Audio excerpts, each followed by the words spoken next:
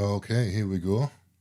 So this is my new studio setup for what it's worth, which is me in the kitchen um, in Newcastle upon Tyne.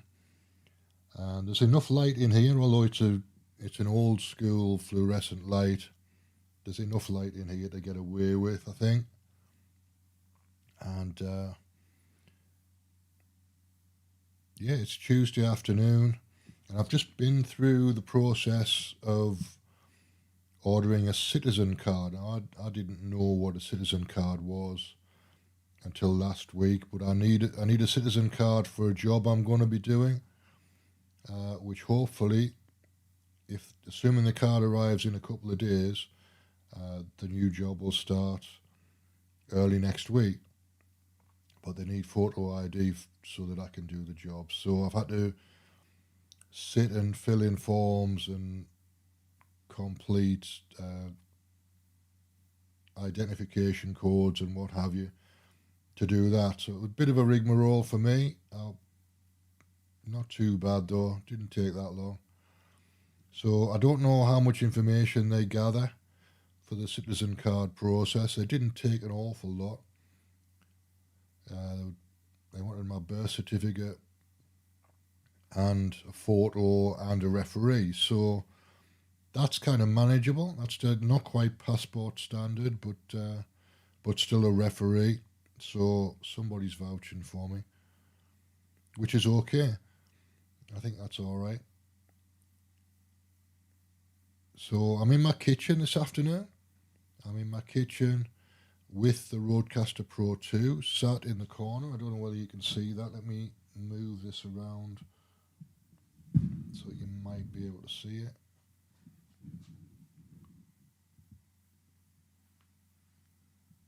You see that in the corner? I don't know. Yeah, you see the box with the coloured lights on it. That's the Rodecaster Pro 2. There we go. So that's the studio. It's basically me and on the kitchen workbenches with an audio interface and a microphone, which is all right. It works. It works in its own way. So I think everybody can pretty much get away with doing something like this.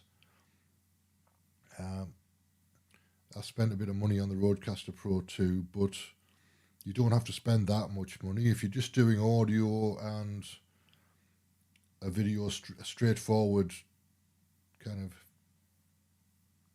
just talking head audio stream like I'm doing at the moment. You don't need any equipment really for that. You can get away with a decent laptop, reasonably modern laptop, a cheaper audio interface than the one that I bought. The microphone is £100. The stand was £20, I think, 25 maybe.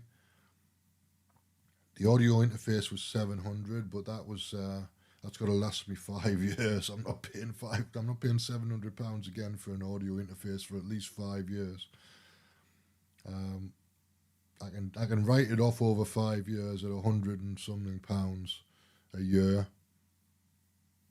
but I'm not doing it before 5 years is up, so it's got to last that length of time. But it does a lot, the Rodecaster Pro 2. There's some simple settings that are reasonably effective. You can pick a broadcast setting, which is kind of a deeper voice setting than my normal voice. That's the one that I prefer to use normally. I think that's the one I've got it on at the moment. And then there's a noise gate on there, and then there's some extra bells and whistles. If you dig into the settings, there's a lot more things you can do. So I found it useful.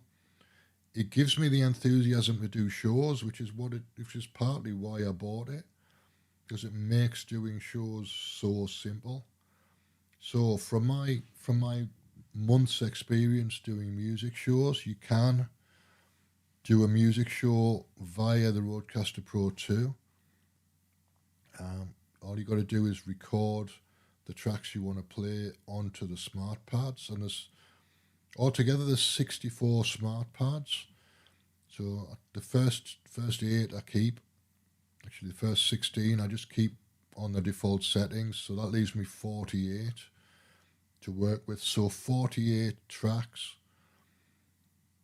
is enough to do a couple of shows, two shows, maybe 3 shows, depending on the length of the tracks. I've put 20-minute tracks onto the smart pads before now, but it means that all I've got to do is just introduce the track, hit the smart pad button, and then fade it up, which is a very easy workflow. That, even for me, that's an easy workflow. I don't want anything too complicated going on, but for me, that's an easy workflow, so that's the way that I do it. The smart pads, I don't think, are designed to do that, but you can do that. So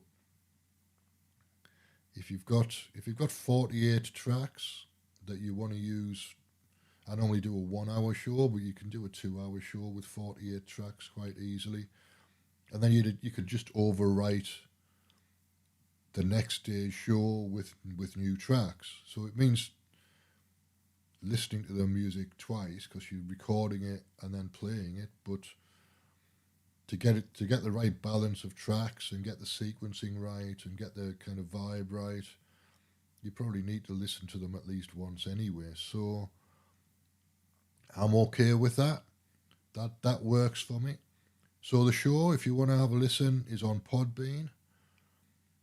So I'll put a link in the description down below with a link to Podbean, and it's 9 p.m. UK time, 4 p.m. East Coast time in the States. And then I do a show on Revolution Radio in the hour after that, in the 5 p.m. slot, 5 till 6 Eastern, which is 10 till 11 p.m. my time. So I found a use for the Rodecaster that I'm reasonably happy with. I've got a workflow that I'm happy with. It's fairly simple setup.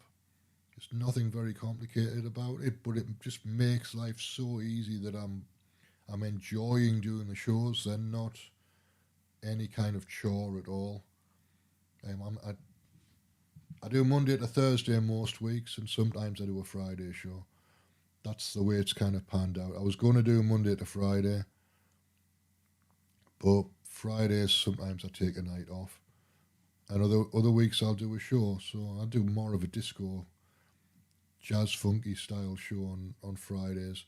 Mondays and Tuesdays tends to be more experimental.